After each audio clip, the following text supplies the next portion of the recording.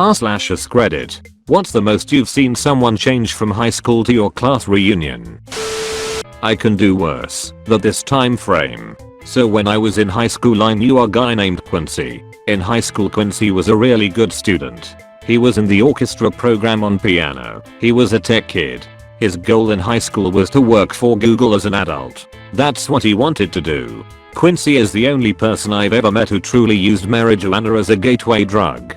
He tried it for the first time after high school. I think the problem was that his family was very strict, and so it just blew his mind that weed was even a thing. Both of his parents were teachers at the university in my town. He had essentially a full free ride to college. But he branched out too much from weed. It started with weed, then it went to hallucinogens. He did those for a while and you could see that he had a problem with moderation, essentially tripping his balls off all the time. One time I stood behind a Christmas tree and had a full argument with him, and he thought I was the angel on the top of the tree. He actually got mad at a tree decoration. It was pretty funny, but then he started to devolve into lesser drugs. He picked up nitrous oxide. He did that a lot, and while I enjoy the occasional nitro I could never attempt to keep up with the amount he did. Then he went from that to rubber tripping, drinking cough syrup for fun, which to me sounds gross.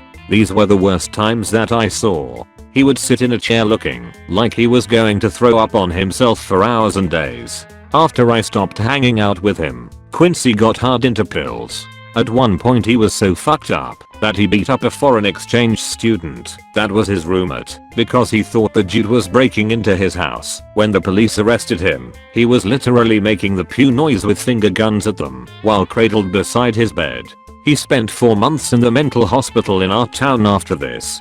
From that point on Quincy would spend his time between homelessness and jail. He got an inheritance from his grandmother when she died and spent every penny of it on drugs. During this entire process his parents absolutely turned their back on him. I can't blame them, but they didn't help.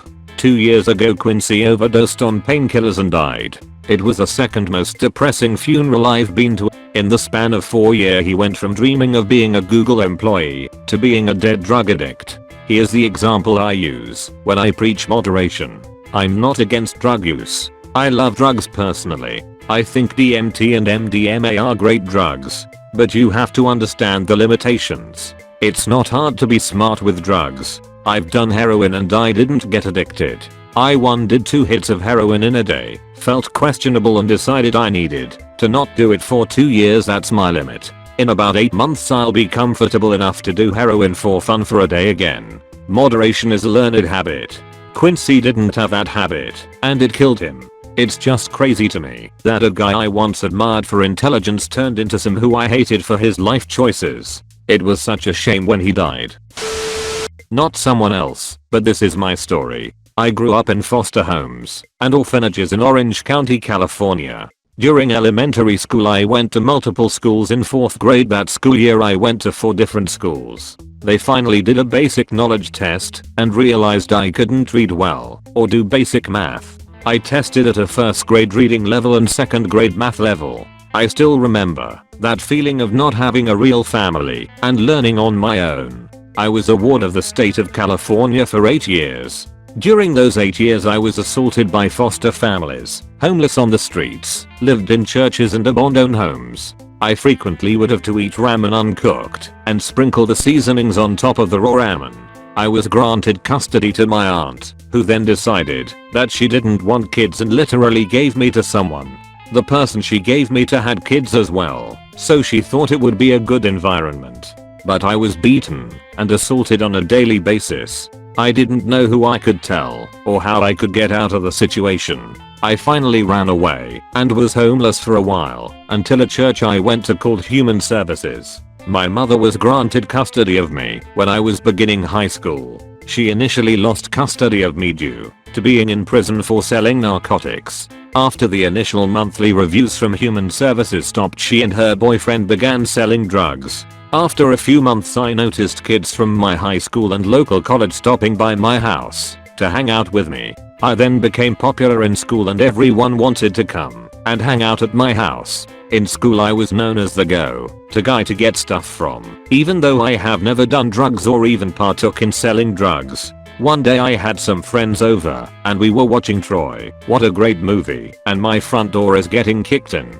I stand up and turn around to face a shotgun being held by the local police. Needless to say, my life was still in pieces. My mother's boyfriend took the fall, so she was still able to somehow maintain custody of me. As stated earlier, I never received the proper guidance I needed for education.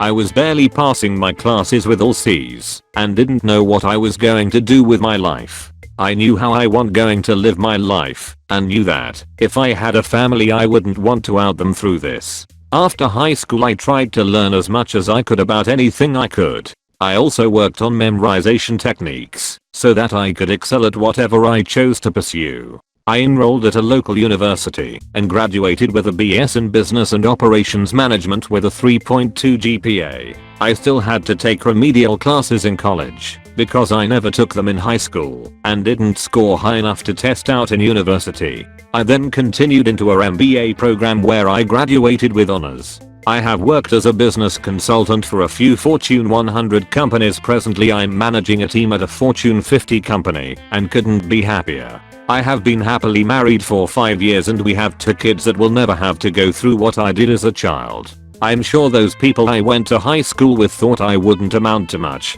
but little did they know I utilize those experiences as fuel to drive my success.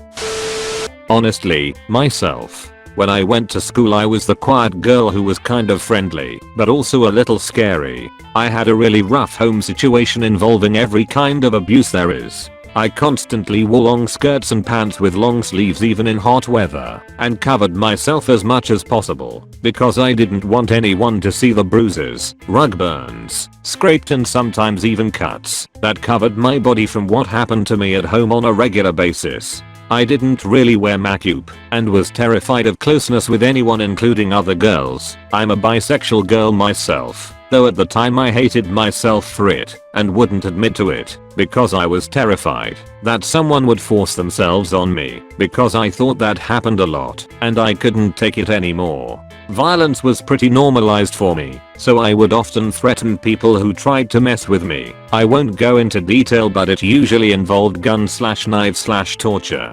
I'm physically quite small and petite, but I had a really demented imagination and an immersive enough way with words to make anyone at least a little fearful, enough to make them leave me alone anyways. I was genuinely a dangerous person and was extremely unstable, but I was kind of binary. Anyone I didn't hate enough to want to hurt I was either scared of or just shy around, so I was very meek and quiet most of the time.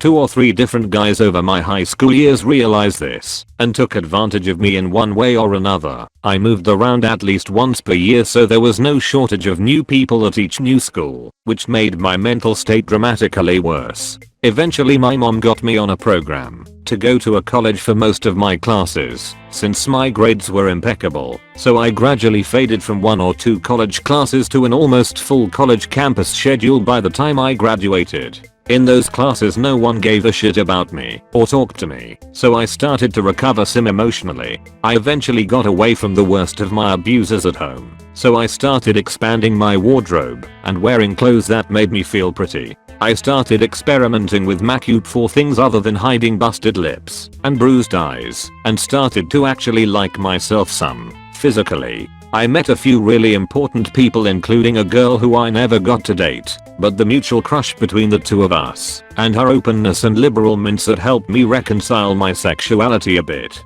Eventually I got into therapy, got on some medication, found a boyfriend who didn't yell at me or hit me, and who never once made me feel bad for flinching when he held a hand up or having panic attacks once in a while that interrupt sex. He had been a huge part of my recovery, and I got an emotional support dog. So now I wear dresses and blouses and colorful clothes to school almost every day. I make friends and talk to people a lot in my classes, and I'm currently working through a lot of the self-destructive tendencies I've built up over the years, like self-harm or self-sabotaging. I'm pretty normal now, aside from the few scars I still have of my old life, though I don't have many. For some reason I almost never scar from anything, even when I've had injuries, so had I needed medical attention. I get minor scars, but they fade within a year almost always. It's also been years since I've made a super serious suicide attempt. It used to be somewhat regular, aside from times where I get close to doing something bad, but back out at the last minute, which still happens a lot.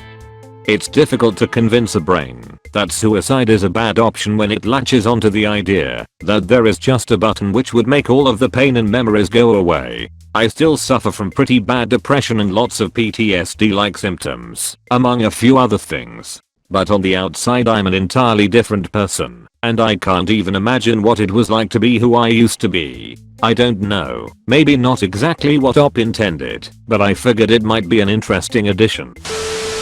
The girl I was in love with was a French transplant to a small southern town. Her father was a Baptist preacher who couldn't find a church to work in, and her mom was mental. She was stunning, spoke 6 languages, was as smart as she was hilarious. She was kind too, very patient with people who weren't as smart as her. She never held herself above them, and was liked by many others as well. She was mostly quiet, walked to school, and almost never attended any after-school function. We spent our time together at the only coffee shop in town, getting to know each other over our senior year. Our last night together was a group camping trip out to a rice field with a giant river in the middle of it. Her and I went for a walk in the field and talked about our upcoming separation, different colleges and whatever else until a huge storm came out of nowhere. We ran for cover towards an abandoned 1920s bread truck. Someone had left the couch in it, so we cuddled up and watched the rain and the river churn past us in the dark as it climbed up and over its banks. One guy, legitimate child prodigy / genius type, in a super competitive STEM program. As in, most of us are in 11th grade doing calculus and he's about 12, having skipped a grade or 2, and then is sitting in on a higher grade just for math class. His parents had a professor from a major university tutoring him after school, pushing him to do math competitions, the whole 9 yards. I don't think he got much of a say in it. It was what they'd been having him do since the age of 3 or so. His senior year, he'd had enough. He dropped out of the STEM magnet program and switched to the creative and performing arts magnet program. His physique was very much a computer programmer's more than a dancer, and he had zero experience with song and dance. He graduates, goes to a small private West Coast school instead of Harvard/Yale like his parents had planned, majors in musical theater. After a year or 2, that changes to journalism.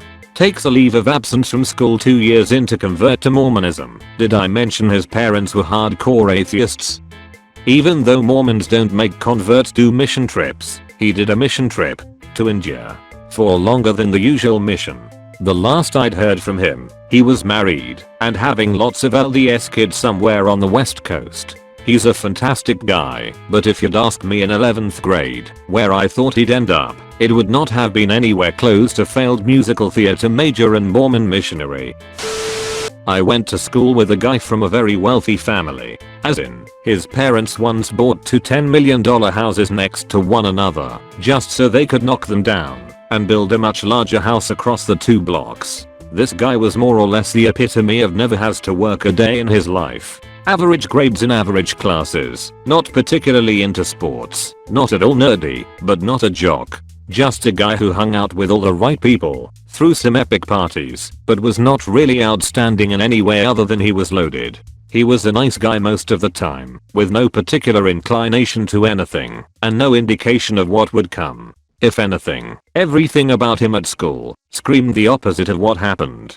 He and I shared a few classes together over an 8-year period, and I saw nothing which would indicate he was destined for anything but a standard rich kid life. He kind of dropped off the face of the earth after school and rocked up to our 10-year reunion looking completely different.